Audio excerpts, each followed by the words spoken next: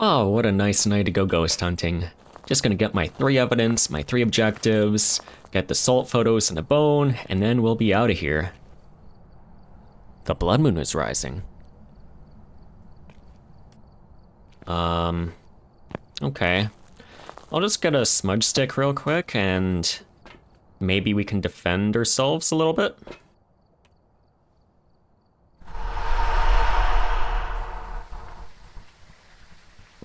Why do I hear rain? Oh.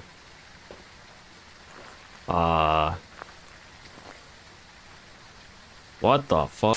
Alright, hello everyone, how's it going? Welcome back to Phasmophobia. We got the Blood Moon event for Halloween 2024. This event is much different from events in the past, where we have to work together as a community to complete stages and then get our rewards.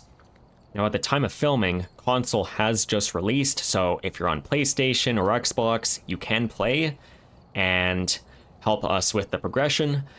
Now to complete this event, we're going to need to guess ghosts correctly, we need to complete the optional objectives, and we need to take photos of the moon totems. And once we do that, we get blood points which contribute to the stages here. So the stages here are worth a lot of points, and they're most likely going to get adjusted in the future, probably within a few days or something. I don't have an exact date, but they can adjust it on the fly. We have to do all of this on Point Hope, Edgefield, Willow, or Grafton. And those are the 4 maps that can contribute to this event. Now, I will be able to show you all of the moon totem locations on all maps, and then I will also show you a very efficient way of getting blood points. So, without further ado, let's get started. Alright, so starting off with Edgefield, there's a total of 7 spawns for the moon totems, and here's one right here. Another one can spawn right here in the kitchen. Hello, ghost. One can spawn on the dining room table here. It doesn't have to be a 3-star, you can get a 1-star and it'll be fine. Just as long as it disappears, that's when it counts. Another one can spawn in this circle here, but in this case, it didn't spawn. And then upstairs, one can spawn on this bed here. And then another one can spawn right here. And then another one can spawn in this bathtub here. So you have a total of 7 spawns, 4 on the main floor, 3 upstairs. There's none in the basement. I've run each map about 15 to 20 times, and they're all pretty consistent. And if you're playing on multiplayer, you'll get more. Alright, so on to Grafton now. There's a total of 8 spawns here, and we go into the kitchen first. One can spawn right here. In this case, one didn't show up. Hi. In the master bedroom, one can spawn in here where the board is. In this case, none spawned here. In the living room, one can spawn on this couch here between the 2 candles. There isn't anything here. In the twin bedroom here, one can spawn in the middle of the eye here, but one didn't spawn here. One can spawn in this section of the twin bedroom, and it's in the middle of this circle as well. Now upstairs, there's 3 more. One can spawn in the middle of this circle here in the bathroom, and then in the nursery, one can spawn on these papers here, and then going to the master bedroom into the attic, you get one spawning in front of the lockers here. Now the amount that spawns is random. If you're in single player, you'll get like 2 to 4 most often, and if you're in multiplayer, you'll get more. Alright, at Willow we have 7 spawns. We got one that spawns on the island here, right on this eye here. Another one can spawn in the garage here, right in front of the breaker. And then we go into this bedroom here. Another one can spawn right in front of these papers here behind this door here. And then into this bedroom here, one can spawn on this bed here. And then there's 3 that spawn in the basement. One can spawn right here, in front of the papers, just in front of the entranceway here. And then we go into here. Behind these shelves, you get one that spawns right here. There's none that spawn in here. And then you also get one spawning here. So overall, you have 4 upstairs and 3 downstairs. And then you just take photos of them. At Point Hope, you have a total of 8 spawns. 2 can spawn on the first floor here. 1 can be in this little lighthouse here. 1 spawns behind this little shelf here in the middle of this circle. Then we go to the kitchen up here on the second floor. 1 can spawn on top of the freezer here. There is nothing on the 3rd floor. On the 4th floor here, 1 can spawn right in front of the chessboard here. Going to the 5th floor, 1 can spawn behind this bathtub here. Going to the 6th floor into the master bedroom, 1 can spawn in this little hiding spot here. And then going to the 7th floor, 1 can spawn in the middle of this circle here with all the candles. Nothing spawns on the 8th or the 9th floors, but once you get to the 10th floor, 1 can spawn right here, just outside. Now with the blood moon, I have made some observations on what the ghost has been doing, and here's what I found. Starting off with the sanity drain, whatever your sanity drain is set to, add 100 to that, and that's your sanity drain. So if you're playing on Nightmare, your sanity drain will be 300%. If you're playing on Amateur, it will be 200%. And if you're playing with 0 sanity drain, you're still going to be draining sanity because you're adding 100 to the sanity drain speed, which is kind of weird, but okay. And then next we go to the ghost behaviors. And definitely you're going to get more activity and more events as a result. And because of this, ghosts are absolutely crazy. And also, on top of all of that, when it hunts, the ghost will be faster. Now, everyone is saying the ghost is 25% faster. Everyone's saying the ghost speed is at 125. That is incorrect. In fact, it's just slightly slower than this. I think it's around 15% speed.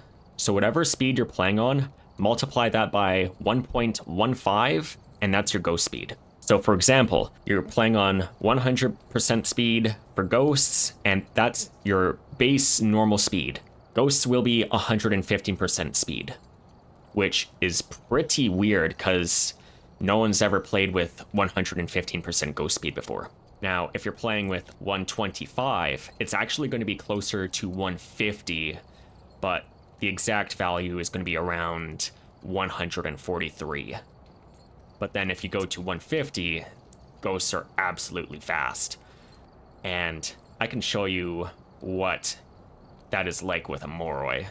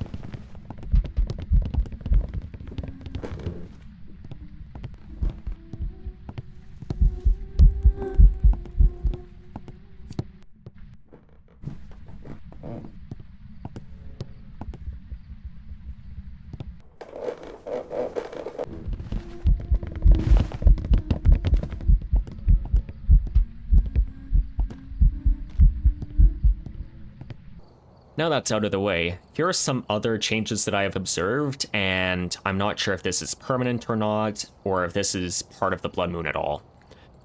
The lights in the houses are red, and the ghosts have glowing eyes, and from what I've seen, ghosts might throw harder in hunts. And what that means is ghosts are more likely to be confused with a poltergeist as a result, but they're not poltergeists. And also, you get a 10% bonus to your rewards when playing with Blood Moon.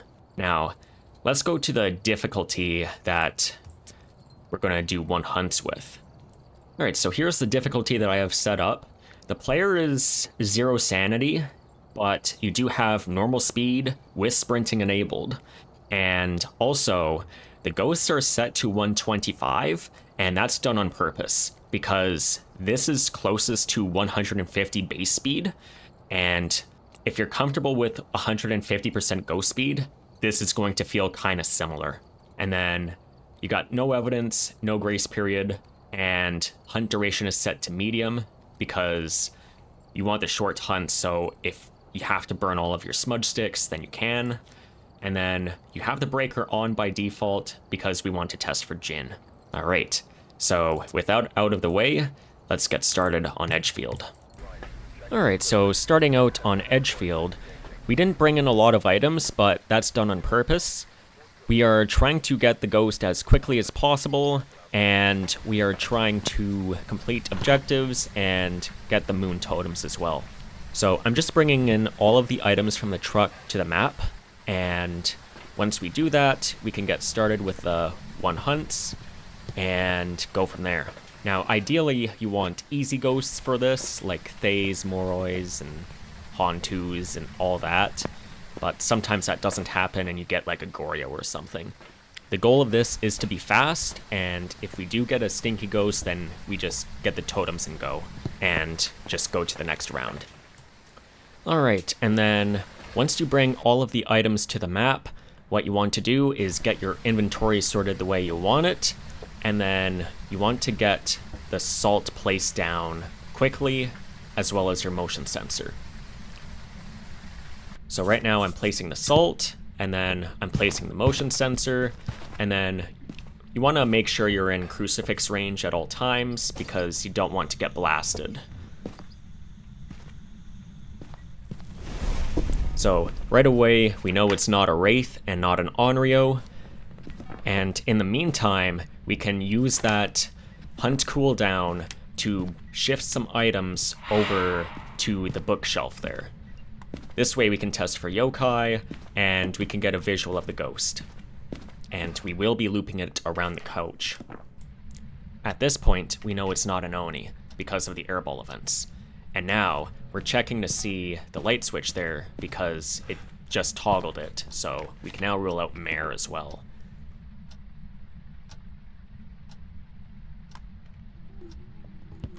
Alright, now it's starting to hunt.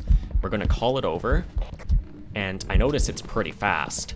So now, what I'm trying to see is, does it get faster? And at this point, I notice it doesn't get any faster, and so it is a Thay.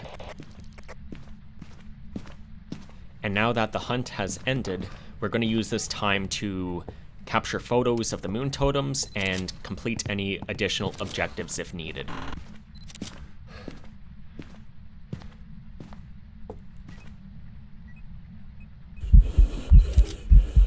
Perfect. I'm out of here. There we go. Next map, same thing. We sort our inventory, go in with the salt and place it, as well as the motion sensor, and then we go into the living room and get set up there.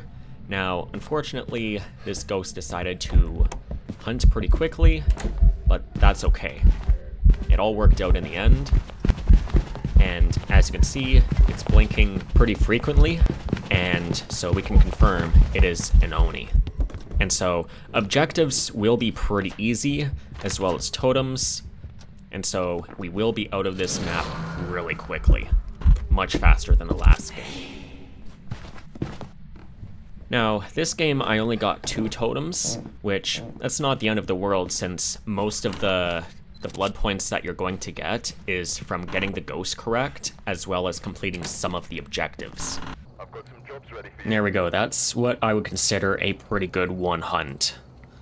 A 2-minute investigation, you're trying to get the ghost in one hunt. If it's a boring ghost that you can't identify, just get the totems and then go, and you'll still get Blood Moon team points. Now, there are a couple of other settings that I would like to cover, and that is the player speed. If you do not care about leveling up, or you want to level up slower, or you just want to complete the event faster for everyone, then increasing the player speed is worth it. You could also give yourself infinite sprint if you want, or you could give yourself 3 evidence. These are just some examples that I could think of. I will post an image right here showing you some of the other modifiers that I would recommend, and that would help you get blood points pretty quickly as well. Lastly, if you're doing this in multiplayer, you're going to get more moon totems available, and you'll be able to complete the event a little bit faster combined. And that is really the optimal way of playing, doing one hunt runs in multiplayer, but single player works just fine as well. But that's all that I have for you for today. Hope y'all enjoyed. Good luck with the event, and hopefully Kinetic will lower the requirements a bit. And to those that are joining us on console, welcome to Phasmo. You'll be in for a great time. But until then, I will see you next time.